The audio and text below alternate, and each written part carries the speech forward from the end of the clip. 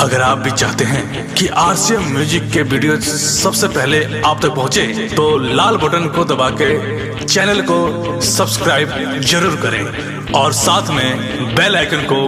दबाना ना भूलें।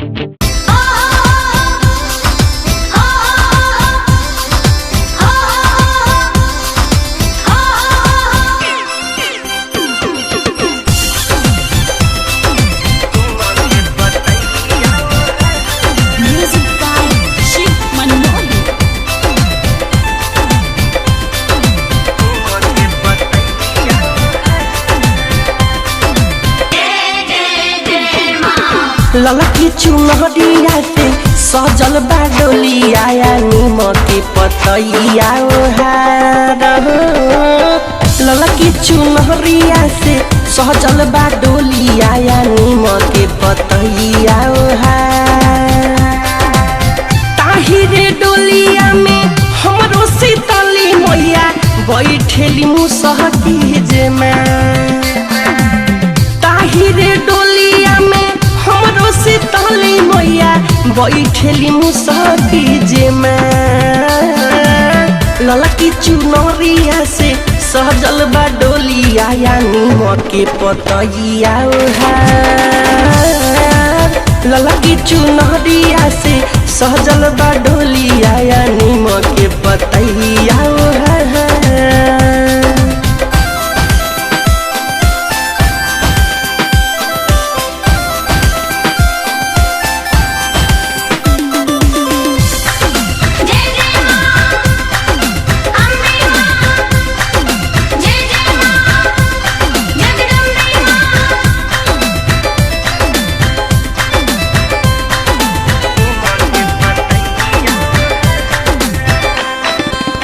जेने जाला डोलिया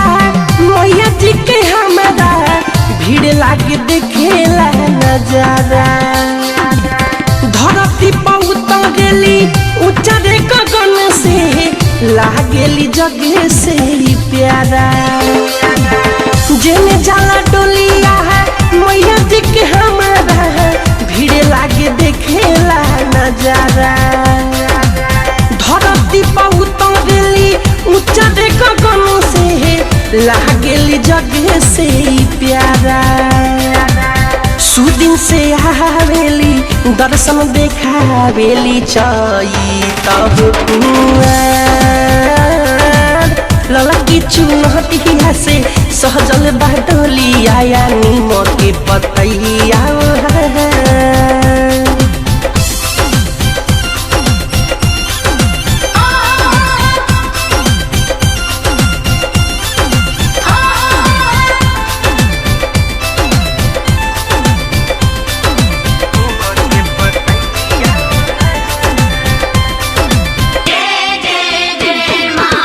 महिमा महान बाबे जानत जहान बाबे इनके से सगादिया जो ब्रह्मा विष्णु जी गावेले गुना भगती में होई के विभोर महिमा महान बाबे जानत जहान बाबे इनके से सगादिया जो ब्रह्मा विष्णु जी गावेले गुना भगती में होई के विभोर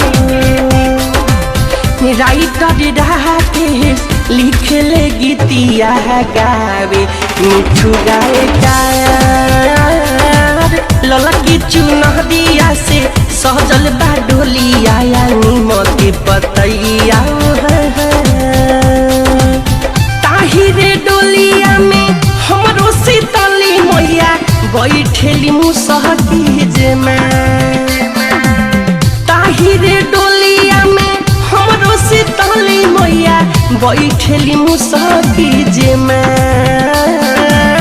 ललकी चुनरिया से सहजल बा डोलिया नीमके पतैया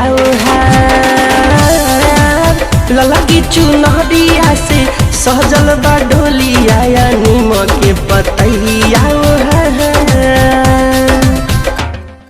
डाउनलोड कीजिए RCM music official app play store से। आरसीएम म्यूजिक के सारे ऑडियो वीडियो डाउनलोड करने के लिए